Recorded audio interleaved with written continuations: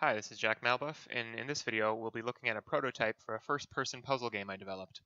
The purpose of this was to see if level design tricks could act as a puzzle instead of some kind of puzzle mechanic. So as I play through this, I'll be talking about some of my findings in the UX testing I did for this game.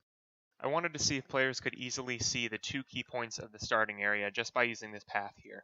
The idea was to have them come out of this tunnel and immediately see the central podium and the door to the first area. The end of the tunnel doesn't face toward either of these, but I figured players would still be turning towards them as they left since the ramp spiraled around to the right. This ended up working in all three testing sessions. So for this prototype, there were no doors or loading zones, so this teleporting back and forth between the rooms was a little bit confusing to some players. A few of them went back and tried it out again, but quickly figured out how it worked. So before playing, players were prompted to press E to interact with objects. Most players understood this with no issues, but one player paused, looked down at the keyboard, took his fingers off of WASD, and then pressed E. So having a player who was less familiar with first-person controls ended up actually being really helpful for testing. I tried to get the player to see the open door by putting this glass wall here so they could see it open as they pressed the button. This didn't work right away most of the time, but each of the players just went back to the hallway and saw that the door was open, so they were still able to find their way through. There's also a secret room in here that doesn't have anything in it. I just decided to tell each player that so that they wouldn't spend too much time on it since it wasn't complete yet. Once the player has collected all three cubes, they can return to the main area and move on to the next room. Activating the podium was pretty rough for most players because there's nothing in-game that tells the players what to do. I knew I would need some kind of prompt or something, but I still wanted to see what players would do without one. Most got it after a bit of messing around, but one player took several minutes and ran back to the previous area trying to figure it out. I thought about telling them that it was just a missing prompt, but I think it ended up being more useful to have them try and figure it out. The next door is placed right in the player's line of sight, so no players missed it after activating the podium. So there are two different ways the player can go here, either right or left. I had enough testing participants, so I got to see players try both as their first choice. Those who went to the right were successfully tricked and knew to go back to get the cube. Those who went left understood that they had to go back to the right in order to proceed. I used this window as a foreshadowing tool. This allowed players to understand that this is where they needed to go next. Most players were pretty confused after pressing this button because they were taught that the door in front of them would open, but this button actually opens the previous door.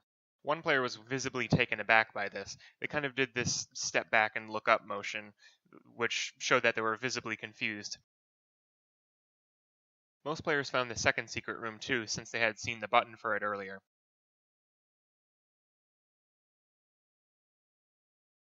This area proved to be one of the most confusing for players overall. The buttons don't open things anywhere near them, so most players ran back and forth trying to find what had just been opened. I consider this to be a failed experiment since no one really understood what was going on even after they completed it, but it was still worth testing.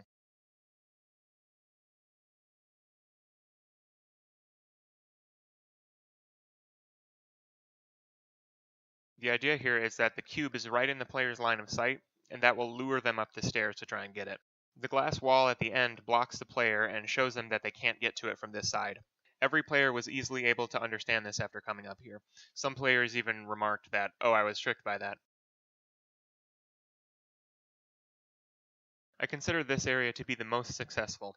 It got every player to do exactly what I wanted them to do and understand what was going on by the end of it.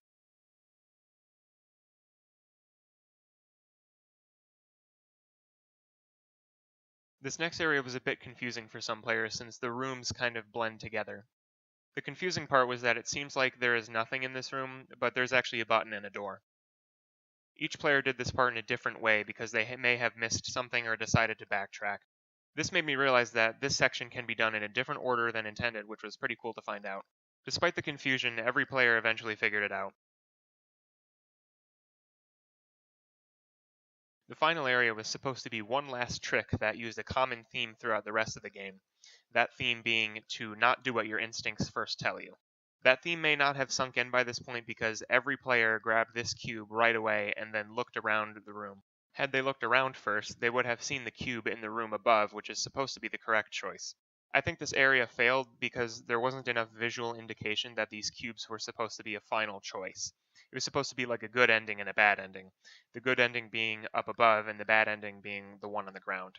Overall, I think this was a very successful UX testing session. It ended up teaching me a lot about player behavior and influencing that behavior through level design.